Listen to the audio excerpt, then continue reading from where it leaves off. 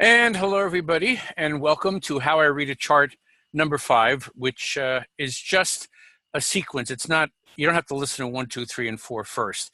Each one is just two charts that I look at, and it is all, each one, a step-by-step look at how to find your way into a natal astrology chart easily.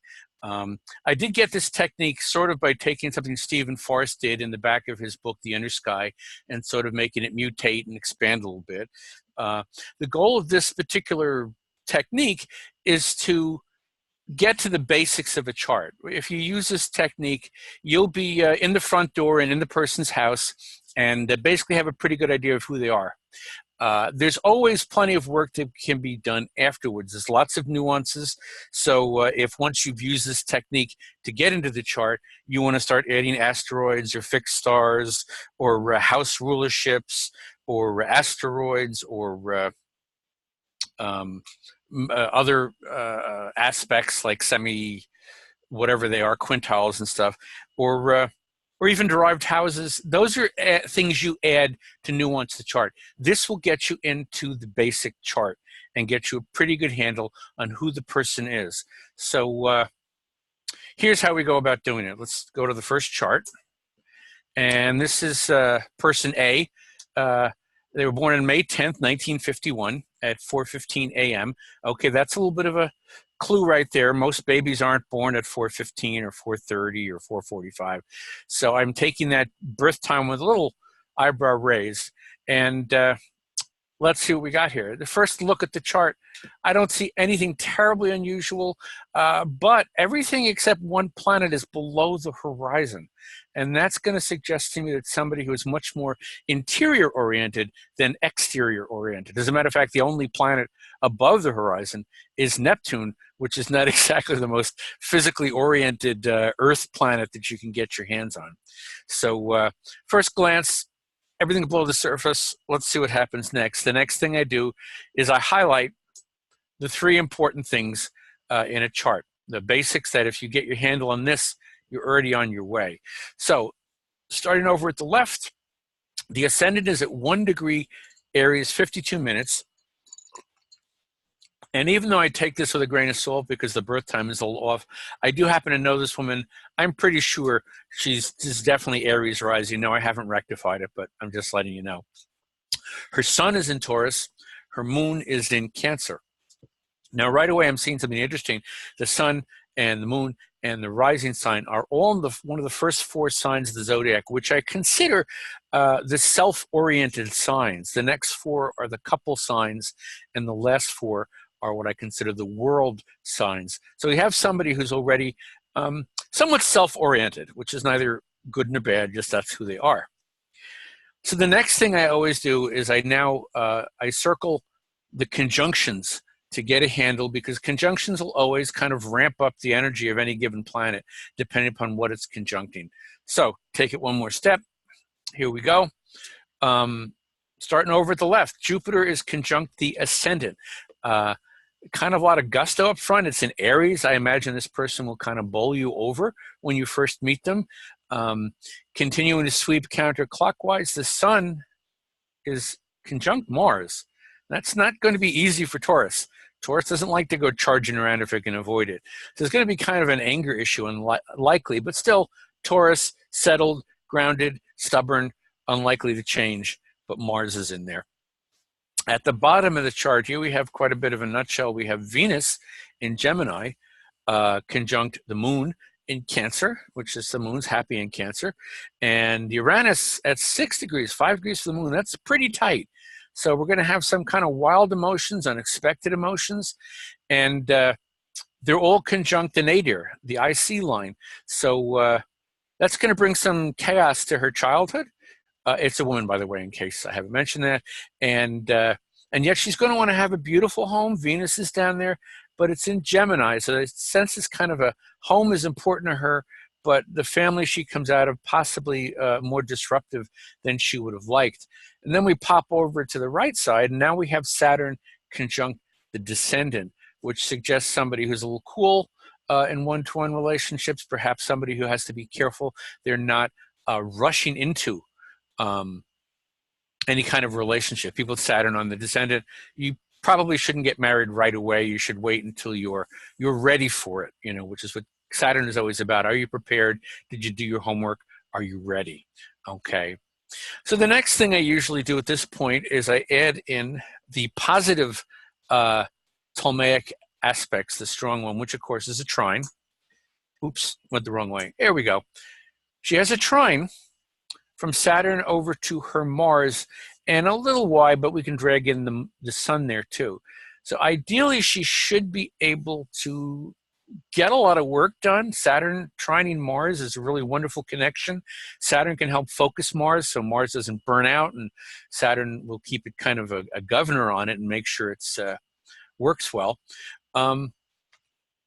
Not a lot else there. Hopefully she'll have a good outlet for her anger.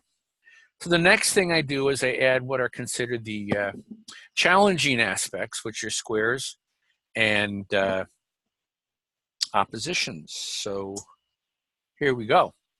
Now this is interesting. It looks like a T-square. It's not really. It's a little wiggly because Saturn is not really opposite Jupiter because it's a little wide.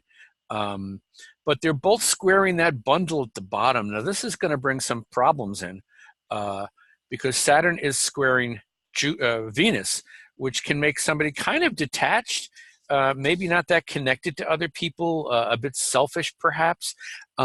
They may see other people as chores.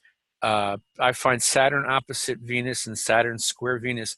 People take the sense of responsibility of Saturn and unfairly impose it upon Venus. So they often see other people as a responsibility or something they have to take care of, and it's not necessarily going to make them very happy to do that.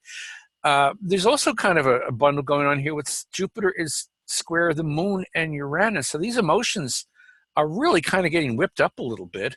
The thing I feel about squares is you want to make sure that you control them in some way, or you handle them. Handle them is a better word than control, because squares will fire randomly. They will take the energies of the planets involved and just sort of combine them and go boom. Sometimes it can be positive, sometimes it can be negative. You really need to get a handle on squares. So Jupiter squaring the moon and Uranus is going to be very strong emotions there. Saturn squaring Venus, other people are going to be a problem for her. Well, we've already got everything below the surface. So going outside is not even necessarily something this Taurus is going to want to do. The other square, and this is a bit of a challenge here, is that Mars is squaring Pluto, and so is the Sun. So a transformation is going to be difficult for her. Okay, I always see the Pluto aspects to the Sun as a way of growth and evolving. It's a square, so she may sometimes end up being forced into evolving and growing and transforming. It is square Mars. It probably got a lot of energy when she wants to, but it depends upon whether she's going to use it in a healthy way.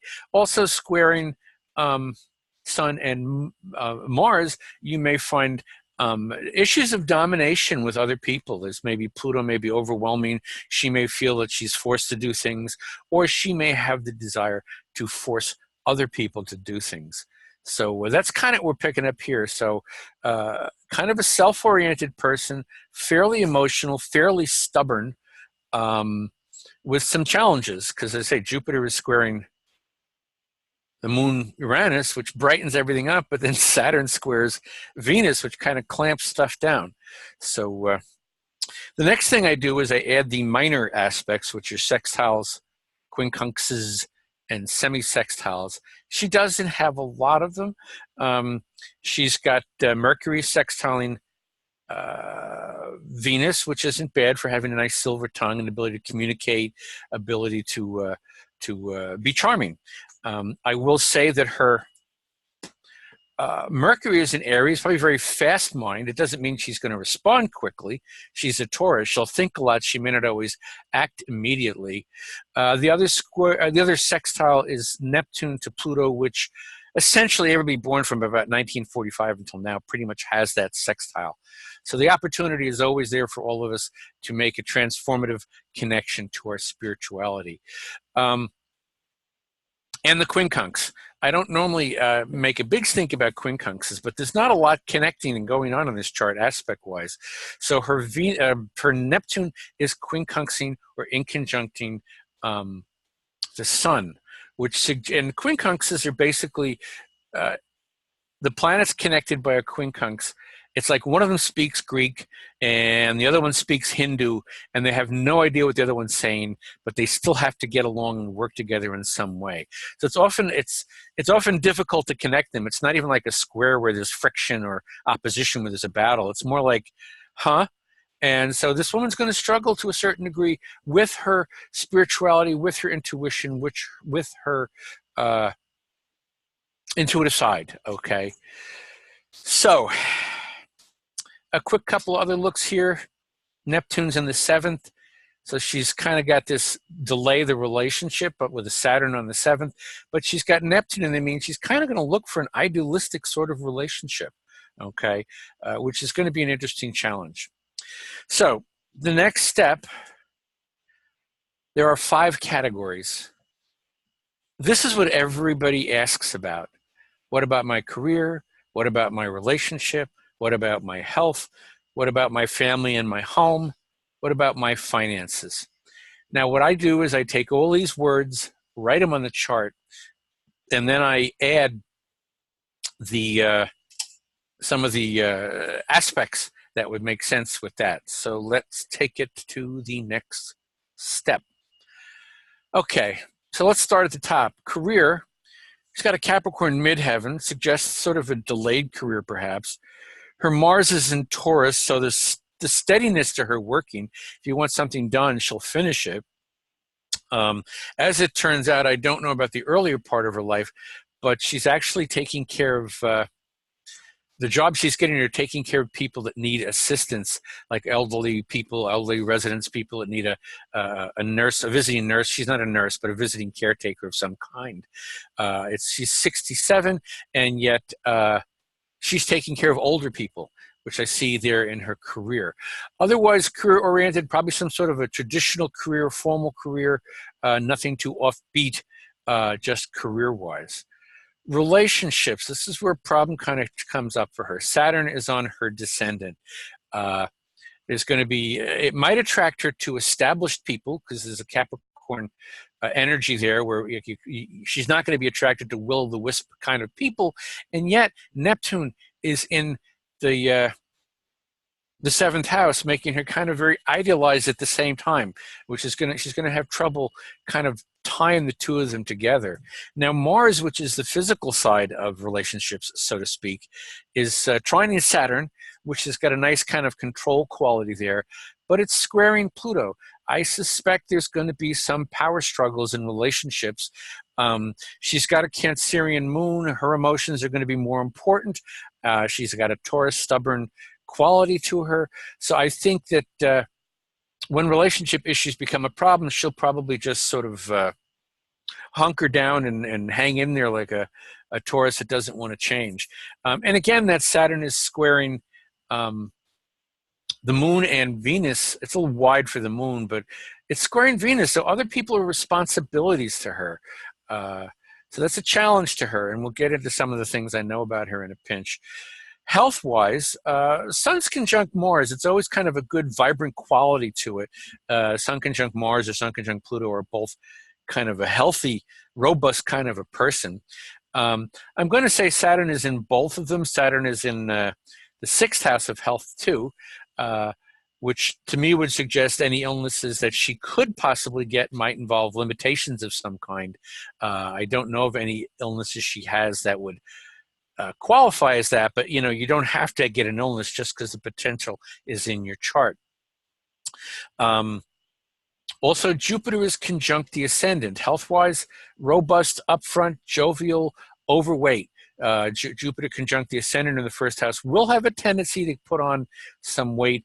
And she is not skinny. Let's leave it at that. I don't. She's not terribly overweight or anything, but she is a solid kind of Jupiterian sort of a person.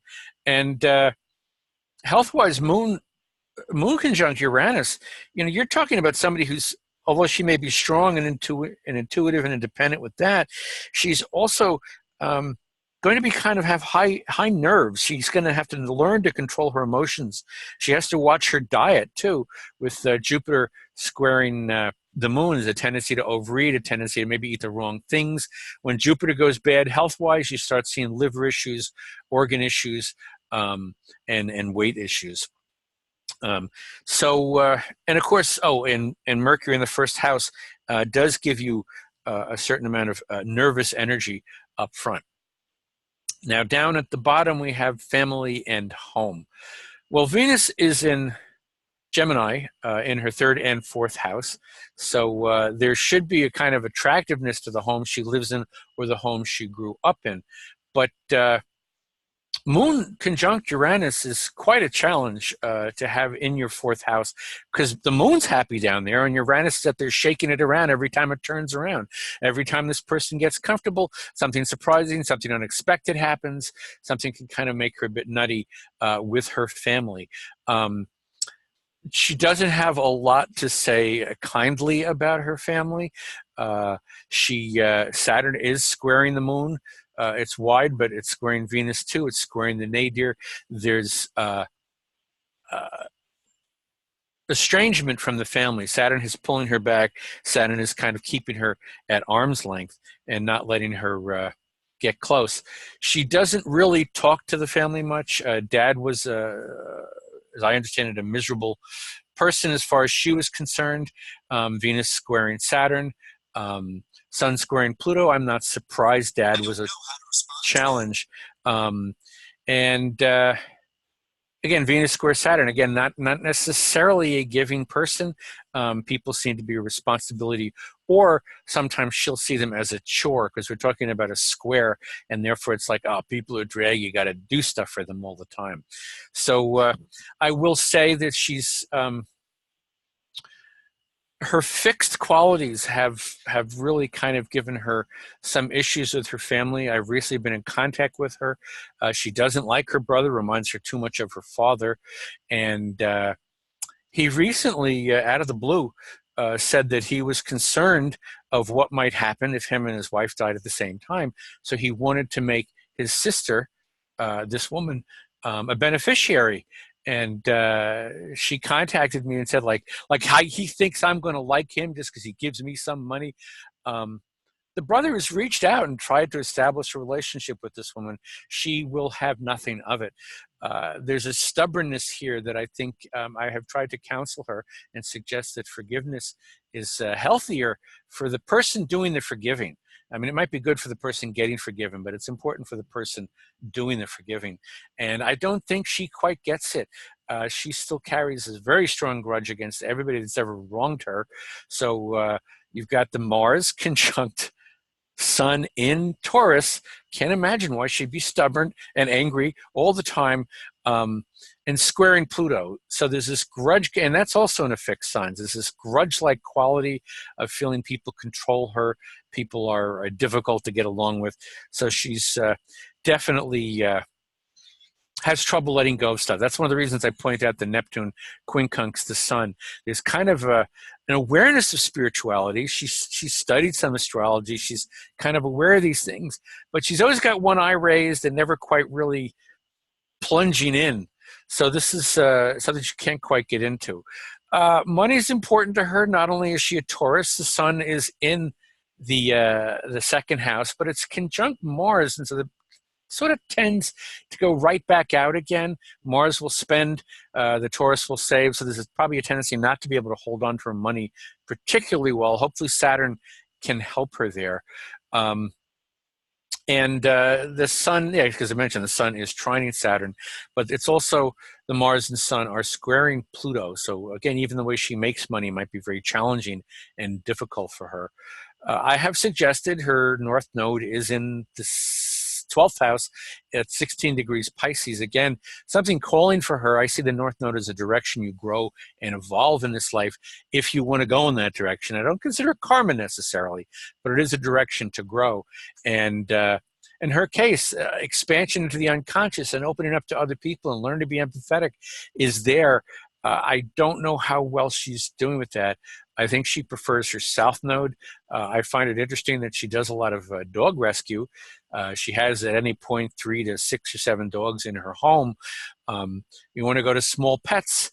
That's the 6th house, and Saturn is in there. So a lot of these pets, she's rescuing them. She's doing right by them in the sense of Saturn wants to make things efficient, do it the right way, but they're eating up her money too, and it's something that she's very comfortable with. But that's south node stuff. I think she prefers being comfortable in her south node. Imagine that, a Taurus preferring to be comfortable than being in trouble, so to speak. So that's kind of who we see here, a kind of a selfish person who's kind of pulled inside. Everything's below the surface except Neptune, struggles with other people, and is incredibly stubborn in what she does and can't stand her family. And other people too, I guess. I don't know. So that is chart A in a nutshell.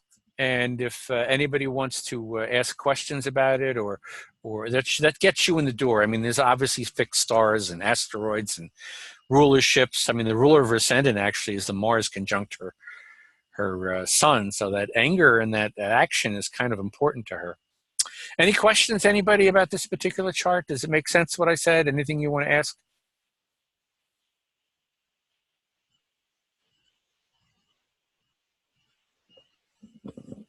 I had a question.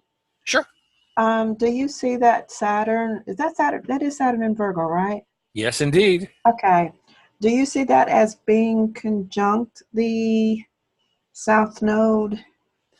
And maybe that is the issues with the father, issues maybe with the brother. That would certainly add to it, absolutely. It's a little wide for a conjunction, but I can see what you're saying. The 25 to the 16 is about 9 degrees apart. I tend to stick with 7 degrees for conjunctions, but no, it makes sense. And that plus the fact that it's squaring her Venus, yeah, there's this real persnickety. That's my favorite Virgo word. A real persnickety quality when it comes to relationships. A lot of criticizing, a lot of fussing over the way she thinks the relationship could go, because she's got the Neptune, the dreamy Neptune up there in the 7th house. So does that make sense? Yes, thank you. Okay. Any other questions? We can always come back if you think of other questions. There is another chart to be looked at, but going once, going twice. Okay, let's move on to the next chart. That's my commercial, don't worry about it. Okay, June 28th, 1967, 4:22 a.m., so I'm going to trust that time to a degree. Nothing in particular stands out at my first glance at this. The planets are kind of all over the place. Doesn't look like there's a lot of conjunctions, so nothing makes me go, oh, and point to anything right away. So pick up my yellow marker and I put down the sun and the moon and the rising sign. She's Gemini rising, very chatty, very talkative. I've met her when she was proofreading stuff, which is certainly a Gemini rising kind of a career. It was a side job she happened to have for a while, but I'm just pointing out that there's a natural kind of Gemini quality up front. Very good talker, very good communicator. Her sun is in Cancer. A deeply emotional person, a nurturing person, most likely. And even though it's not trining, the moon is in Pisces, so there's a tremendous amount of empathy too. So this is a fairly emotional person. And just looking at these three things, I don't see the emotions necessarily getting out of hand or getting crazy or anything, but there is a strong water quality to this woman. So let's move on to conjunctions. So this one also has Venus conjunct the nadir. It's in Leo, and so a beautiful home is important to her. Definitely has to be her home, look like her stuff. You got to go in there and say, oh, why, you've made a wonderful place here, because why, it's in Leo. So she definitely wants to be recognized for how wonderful her home might be. And she's got the 60s thing, the 1960s thing, which is Pluto is conjunct Uranus, 18 and 20 degrees respectively. That's always a real challenge. A lot of people in the 60s have it. This is the energy that created the 1960s, the explosions. Pluto and Uranus are exploding all the rules and regulations, the Virgo qualities. Why can't I have long hair? Why do I have to get married? I can't just live with my girlfriend. Why? You get the idea. Okay. So there's this quality in her, and it's in her fourth house. It's towards the end of it, but hey, there it is. And it's strong. So the next thing I add are the positive, that's not really, the easier, the freer flowing aspects, which are the trines. And boom, we have a grand trine going on here. So we have the moon at 20, Mercury at 21, and Mercury's in Cancer, and Neptune is at 21 degrees. A pretty tight grand trine, as a matter of fact. All of it's water oriented, and I want to point out that Mercury, when it's in a water sign, isn't really a thinking. It thinks it thinks, but it doesn't. It receives impressions. It intuits stuff. Somebody with a Mercury, I don't know, Gemini or Capricorn might go 1 + 1 = 2. Somebody with a water Mercury might say 1 + 1. I feel it is 2, because that's how they receive their information. A gestalt, a complete kind of intuitive quality about the way they think. Which certainly is going to jive well with the moon in Pisces and Neptune in Scorpio. There's a lot of spiritual connection here. She's able to communicate spiritually. She's able to communicate emotionally fairly well, probably extraordinarily empathetic on some level with a grand trine like that. And the other trine is, I had to wiggle it around there to get it through there, but it's Saturn down to Jupiter. It's a little wide. It's about 5 degrees, but there it is. Saturn trining Jupiter is always kind of a blessing. I think Saturn conjunct Jupiter is a blessing too. The reason being is that they work together fairly well. Jupiter will expand, and Saturn will keep it from overexpanding, and Jupiter will keep Saturn from just digging a hole and sitting in it and not moving. So there's a nice blend of that. Often Saturn conjunct Jupiter or trine Jupiter suggests eventual success in life. Step by step, you earn your expansion. Earn Saturn, expansion Jupiter. So you earn your growth as you go along, and your growth is not puffed up. It's something that you've actually worked on and connected to. So now we add some difficult or challenging aspects, squares and oppositions. And the first thing I notice is, on one level, how wonderfully symmetrical this is, even though, for God's sakes, the moon is opposite that Pluto-Uranus quality down at the bottom, which can be pretty challenging. But by the same token, she's got Mars squaring Mercury on one side, and then Venus squaring Neptune on the other side. Again, the degrees are pretty tight. 21 for Venus, 21 for Neptune, 21 for Mars, 21 for Mercury, and 24 Pisces. So there's a kind of a good vibration going there, kind of connecting everything. Even if there's squares and oppositions, as difficult as that moon opposite Pluto-Uranus might be, she's got an escape route in her chart. That grand trine can help her deal with it. When emotions get crazy, when she feels she's being dominated, when other people are getting too crazy for her with the Uranus and upsetting her emotionally, she can go right out, excuse me, she can go right out into that trine and make a spiritual, empathetic connection, understand what's going on, and kind of nip that disruption in the bud to a degree. Mars is squaring Mercury. She's just kind of propels her speaking. She's got a very quick mind, but it's, again, more of an intuitive mind. And Mars is in Libra, so it's struggling a little bit because it's very hard to be assertive or aggressive in a balanced way. And Venus is trining, Venus is squaring Neptune, which it might be difficult. She might be a little too idealistic about people. But that's not a terrible thing. She's got that grand trine, again, to protect her when it gets out of hand. When she's over idealizing someone, she can come in and connect to the genuine empathy. When she's thinking too fast and feeling, angry or assertive, again, she can go into that grand trine and find the grounding for herself. The other square or the other square is Saturn is squaring the moon, which is kind of wide. It's about 6 degrees, but this is somebody who may feel herself being restricted emotionally, not always being willing to express herself right off the bat. She's going to feel she needs to earn anything before she takes it much further as a person. So Saturn squaring the moon. I know Chiron is in this chart. I'm sorry, I was playing with it. I don't comment on Chiron because I'm not comfortable with it yet. So our next step is to put in the minor aspects. Whoops, went the wrong, oh, where did my minor aspects go? There it is, sorry about that. Looks like I accidentally put the slides in the wrong order. Let's plunge right in here. Let's look at the minor wait a second, what the heck is going on here? Please forgive me, people. But that's Pittsburgh. I don't know what the heck I did here, folks. Okay, keep going. Her grand trine, her career and relationships. Okay. Oh my God, I put the wrong chart in here. Okay, folks. Let's go back to this. I'm going to have to describe this, unfortunately, because I screwed up the slides. She has sextiles from the Pluto-Uranus conjunction over to her Mercury, and she has them over to her Neptune. So now she's again wiring in a positive way that Pluto-Uranus conjunction. She's got two outlets again for her to. She can go to Neptune when it gets crazy. She can go to Mercury when it gets crazy.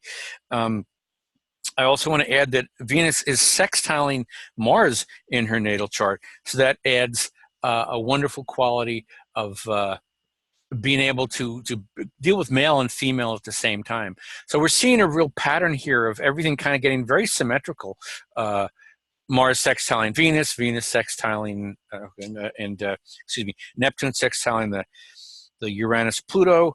So there's a real kind of connection. And then what's interesting, there's a bunch of semi-sextiles, which I don't go deep into, but they can be a slightly challenging connection. But the Sun is semi-sextiling Jupiter. Mercury is semi-sextiling Venus, which is semi-sextiling Pluto and Uranus, which is semi-sextiling Mars. I'm making a point here is that all of her planets are fairly well wired together. There's no floating planets that aren't making aspects, and they all connect. A lot of them connect into the Grand Trine, which is her saving grace in some way. It really kind of helps her connect to what's there. The other thing she's got going on, she has that sextile from her Venus to her Mars. Both of them are quincunxing the moon. So emotional action and emotional connection, she may struggle with them, but again, she's got the Grand Trine to get out of it. So there's a lot of symmetry here in her chart, making her fairly well connected. Now, again, career, relationships, health, and home and finances, which we can't use somebody else's chart for that, but I'll make a point of explaining what I see in her chart. Just 1 second here. This is, of course, where I blame Mars and Mercury retrograde for my screwing up. Okay. In her career, she has Aquarius on the midheaven. She's got the moon in Pisces in the 10th house. Let's go back so we can at least look at the chart while we're talking about it.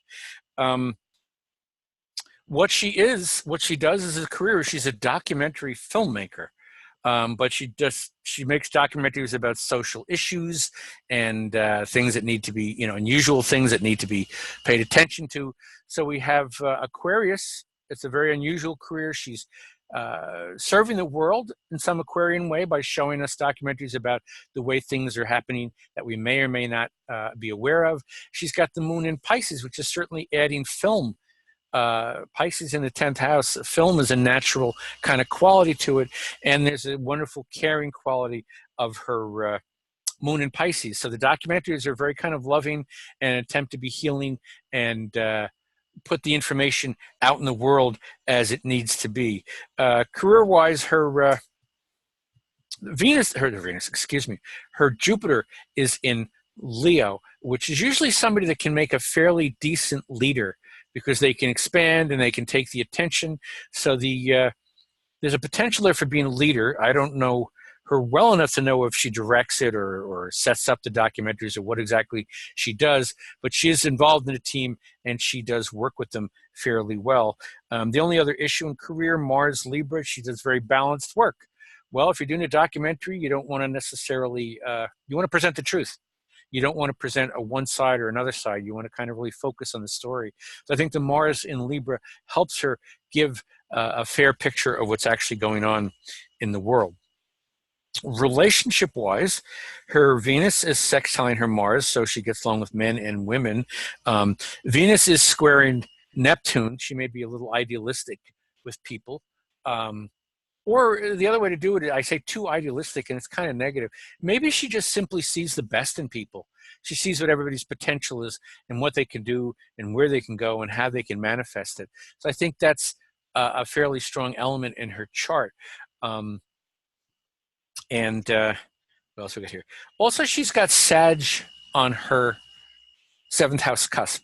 So the Leo Venus definitely wants attention paid to her, and the moon in Pisces means she's very empathetic, but she wants somebody that's very open and very, maybe a little unusual, Sagittarius rising, Sagittarius descendant, excuse me, on the 7th house. Well, she's been with this guy for a long time who is a professional yoga teacher, but he's not just a professional yoga teacher. He's a white American who is not only a yoga teacher, he's gone to India. He's become a master yoga teacher certified to a number of Indian masters and disciples. So this is a serious, this isn't just like a yoga teacher. This is a guy who's taken it to a whole nother level, which certainly fits looking for Sagittarian relationships. And they are very supportive of each other and what they do and how they work things out. So, and of course, her moon, her emotional side, is in the Grand Trine. She's going to understand pretty much anybody she runs into. So that will help her compassion in any relationship she gets into. And I don't think she's going to be a doormat because she's too spiritually connected that she'll wake up too quickly to what's possibly going on. Health-wise, the health problem, the only thing, she's got Neptune in her 6th house. And Neptune in the 6th house is somebody that is best served with non-traditional medicine. You're best served by pursuing your illnesses in a spiritual manner, in a emotional manner. Not saying necessarily ditch the doctors, but that the intuitive and healing side of medicine and health is going to be as important, if not more important. People with Neptune in the 6th are quite capable of healing themselves. The biggest issue with Neptune in the 6th, health-wise, is sometimes if you do get sick or ill, it can be a challenge to pin down what the problem is because Neptune's sort of wobbling and foggy all over the place.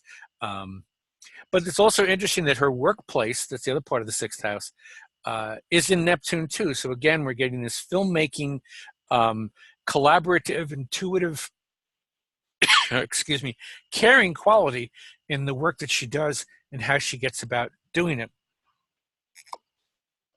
Excuse me. She definitely wants to use exercise. She definitely wants to use anything natural to get stuff healed and done. Oh, I wanted to mention the other reason she's probably fairly well protected in terms of being overly idealistic in a relationship.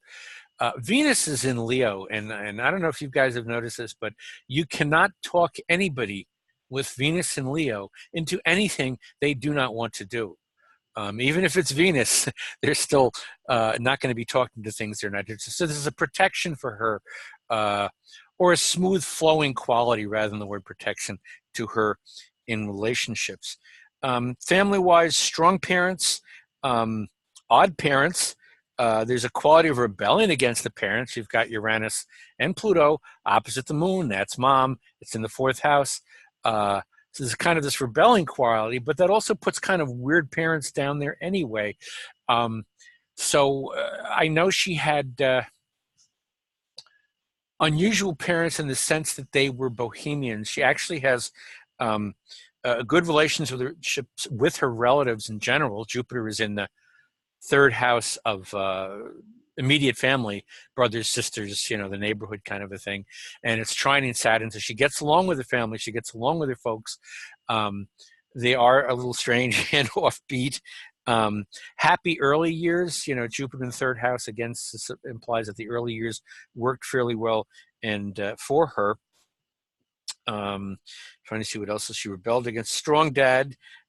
Mom was a bit more unsettling because of that Uranus opposite and Pluto opposition. Dad was a little easier to cope with, even though Saturn is squaring the moon. Saturn is also trining Jupiter, so she got a lot from her dad. She got a lot from both of them. She gets along with the family, so I don't want to imply there's any negativity here, but just mom is more of a challenge than dad was. And finances, okay. Sun and Mercury are in the second house of finances and wealth and possessions. Mercury, she can write, she can edit, she's a writer of sorts. You kind of have to be if you're doing a documentary. You're taking someone's story and putting it together on film. 21 degrees of Cancer for Mercury. Well, there's certainly an empathy and an emotional quality that will help her make money through that Mercury, both through reading, writing, talking, whatever. But Saturn is squaring the sun, so there may be, and Mercury's in there too. Mercury tends to bring the money in and send it right back out again. Saturn is squaring the sun, so there's a kind of a quality of maybe difficult to get your hands on it. Well, needless to say, being a documentary filmmaker is not exactly a incredibly wealth-producing career, but it is important to her, and it is compassionate for her, and it satisfies her emotionally very, very deeply. So trying to think of anything else here. Oh, and of course, Mars is in the house of creative self-expression, so that kind of propels her in the direction, fifth house, of being creative and making documentaries and getting out there and getting things done. And I'm trying to see if there's anything else that particularly stands out in her chart, some of the details. Okay, the other thing I mentioned to her too, she probably needs a place to retreat to. Not as badly as other people with the Cancer moon and the Pisces moon and the Cancer sun. She's got a lot of protection there, but still, people with this much emotion in their chart definitely would want to have a room to pull back into and be left alone. The other quality I want to mention, Mars in Libra is very funny. We always think, oh, harmony, and Libra isn't exactly about harmony. It's about balance. When Mars is in Libra, you're either meek as a lamb or angry as a hornet, okay? When Mars in Libra gets mad, you get mad. But the same quality, go to this side of the scales, you balance it out, she can be very lamb-like and easygoing, depending upon what the situation is in any given. She's a documentary filmmaker. Saturn is in her 11th house of long-term goals. Saturn is suggesting hard to reach, hard to obtain goals. It's difficult to get there. There's got to be a lesson there of sort of taking responsibility for what is going on there. A very practical friend, very focused in what she's doing, but there is a struggle to get things done. Most of the time when she's making documentaries, she's getting money from backers or from supporters, and just to get the film done, not necessarily to turn a profit. So there is this kind of hardship in her chart, but there's a quality about her that is okay with it, and she rolls with it and she flows with it. So she does pretty well with this chart. It's a nice chart. It's very balanced. It's very connected. And I think that's about all I really need to say about this chart in terms of getting in there. Once, of course, you can always take it further with other nuances or stars, using stars or asteroids or whatever. So, well, there we go. Are there any other questions? Is any about either chart? Any questions about how my technique and how it works out for me? And I'm going to egotistically put up my commercial while you ask questions, unless you want to look at the chart. Fire away.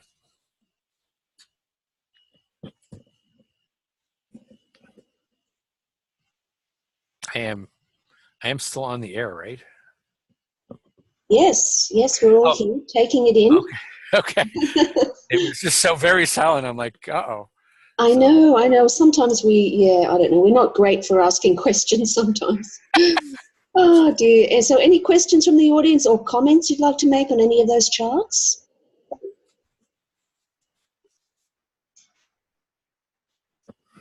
Can So, we go back? Oh, yeah, go ahead. Yes, Kimberly, go ahead. Anthony, I like your approach, and I was wondering if you could talk a little bit more about that Saturn square Sun and that B chart that you were just speaking okay. about. Would that indicate maybe some being really hard on yourself or like kind of self-punishment? Well, it can be. Again, the issue with a square is always learning to take control of it. If you let it sort of fire randomly, Saturn in a square to the sun can, if not beat yourself up, just always, oh, I don't measure up. I didn't do it properly. I only did like 85% of it correctly. So there is a quality of that. Ideally, one of my favorite metaphors for a square is it's kind of like a garden hose. And when you turn on the water, if nobody's holding the hose, it flops all over the yard. And and it might hit some plants as it waters, and it might hit the neighbor. So that's what I see about squares: is they take the two planets and express them in every direction possible, whether you like it or not. The goal is to take control of the square and get a handle on it. Ideally, if you can get past the lack of self-worth that can be generated by Saturn squaring the sun, you can get to a point where you can like rate yourself and judge yourself without being abusive and to yourself. And you can, learn to control yourself and focus yourself and use the best parts of Saturn for your sun. But again, squares take constant, the squares in your chart you'll have to pay attention to until the day you die. They don't, like oppositions, you can work out a balance. So you definitely want to work on the making the Saturn Sun squares function together as opposed to squares. It's like that's how you start a fire. You put two sticks at 90 degrees from each other and rub them until it starts a fire. And squares give people a lot of power between the planets, but they do need to be handled. So anything that can be done for self-worth would be helpful to her. Although, to be honest, in her particular chart, the Grand Trine is giving her tremendous amounts of self-worth and spiritual connection to the world. And even with the opposition to the Uranus-Pluto, or the square to Mars, or the square to Venus from that Grand Trine, it's still she's got a fairly good sense of self. Plus, as I mentioned earlier, Venus and Leo, you can't talk them into anything. So in her case, the Saturn square the sun might not be as much of a challenge. It's more, for her, it might be more about challenging herself. Can you do this? How far can you go with this? That would be the ideal usage of Saturn square the sun. Stop it, excuse me. I have a cat in my lap that won't, get down. That's a very cute kitty. Yeah, thank you. That makes Eddie. Perfect sense. Yeah, okay. That is, she has a lot to balance it out. Okay. Sure. Thank you. No, you're welcome. Any other questions about either chart are more than welcome. I have a question. Sure. Can you speak, when you say squares, you need to handle them and always do things for them? Is it like so you never get a reprieve is what you're saying? Yeah, you kind of got to be aware of them all the time. I have Neptune square Mercury in my chart. Now, on one level, that gives me an incredibly creative mind. I can make stuff up all the time. But the problem with Mercury square Neptune is that sometimes I remember things that didn't happen. That's the negative side of the square, where my misunderstanding of what I'm seeing or my miss is a problem. But it can also be very creative. So I try to make a point of making sure I steer it in a creative direction. But, in terms of confused thoughts, let's just say I've been married for 28 years, and I'm sure you can imagine how many times I've argued about what I thought was right and then discover it wasn't. So one of the things I've done with that as an example is I've learned to just back off, saying, no, I'm right. I know, I remember it so distinctly, because I've come to realize I don't remember things particularly distinctly. I come with my own version of what happened. So that's the goal. You do, to a certain degree, have to pay attention to them all your life. After a while, you'll kind of have a safeguard built in a way. It's like, I know when somebody starts arguing with me and I'm going to insist I'm right because I remember it so clearly, there's a part in my brain that says, oh no, boy, you've learned in the past that your memory isn't that great. So that's kind of the way you always have to pay attention. It doesn't mean you have to sweat all the time and worry about them. But once you become aware of the dynamic that that square creates, you just want to keep steering it in a positive direction and be aware of how it can manifest in a less than desirable fashion, is a good way to put it. And what do you suggest for, like, if someone has a lot of squares in their chart, like to get the positive ends of a square? I think I heard from someone that you always need to be doing something for it. Like it's action oriented. I don't know if that's true, but what do you suggest to be able to be, use it for positivity? Well, look at the planets involved, and like in this particular case, let's look at one of her squares. Mercury is squaring Mars in this woman's chart. She could have a tendency to run off at the mouth and just keep talking all the time. So she can remind herself and be aware of herself, like, you got to stop, stay quiet, I'm talking too much, kind of become aware of it. Now in her chart, and possibly in other people's charts too, if you have squares, I always look for the escape route, okay? If two planets are squaring, is one of those two planets sextiling something, trining something? Is there some other configuration in the chart that can help balance it out? That's where you start looking for it. Like in my case with the Neptune square Mercury, actually it's also square my Venus and my Sun. I'm having a ball with it. I've moved more in a creative direction. I'm a commercial graphic artist. I'm an astrologer. I've really kind of indulged that Neptune in the terms of natural traits it has. So I've given it something to do, but I've also, it also makes me aware that when, again, I get into an argument with somebody, I'm not a great arguer because I don't remember things properly.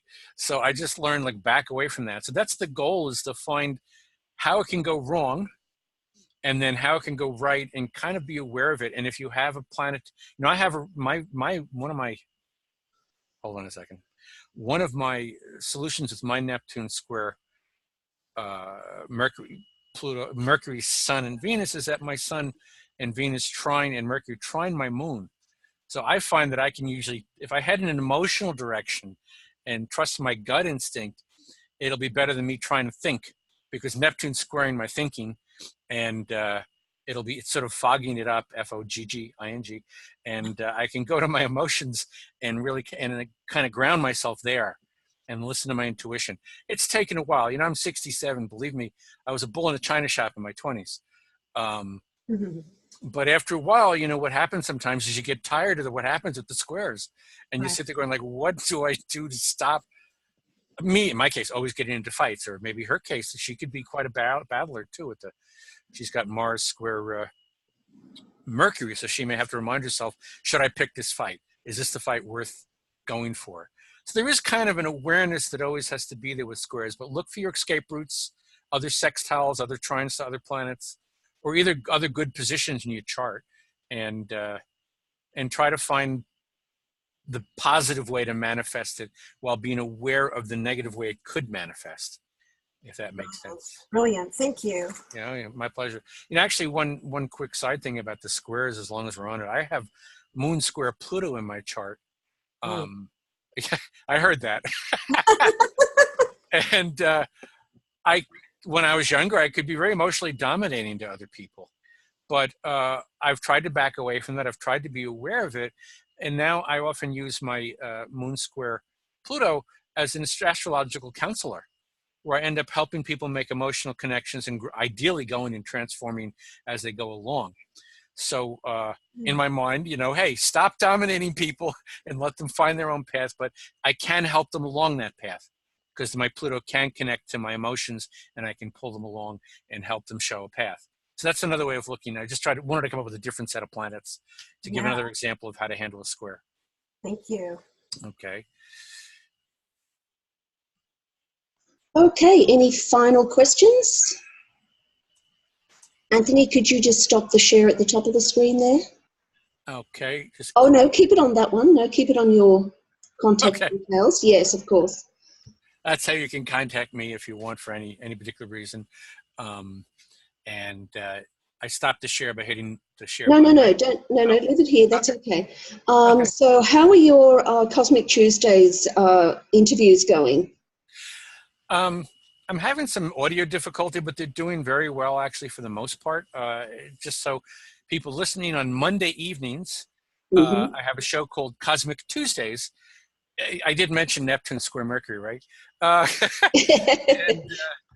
And it's from 9:30 to 11 p.m. East Coast New York time on the Hazy Radio Network, HEYZRADIO.com. I interview astrologers, psychics, people who've died and come back, tarot card readers, energy healers, guys talking about CBD oil, anything that's fringy and metaphysical. I say fringe, but we know it's not really fringe. And it does pretty well. I've actually had Patricia Walsh on, who I know is a noted astrologer, evolutionary astrologer on. So the show does pretty well. I'm having some technical audio difficulties I'm trying to fix. But other than that, it's doing well. Thank you for asking. Excellent. Okay, great. So we'll wind down your meeting now. Thank you very much from all of us. And we're looking forward to seeing you next time, Anthony. Would you all please thank Anthony Picco, everyone? Thank you. Thank you, Anthony. My pleasure. I hope it made sense. Yes, it did. Very much so. Okay, wonderful. So, should I hit stop share now? No. No? No. Okay. Okay, thank you, Anthony. Catch you next time. Bye. Take care. Thank you. Bye-bye.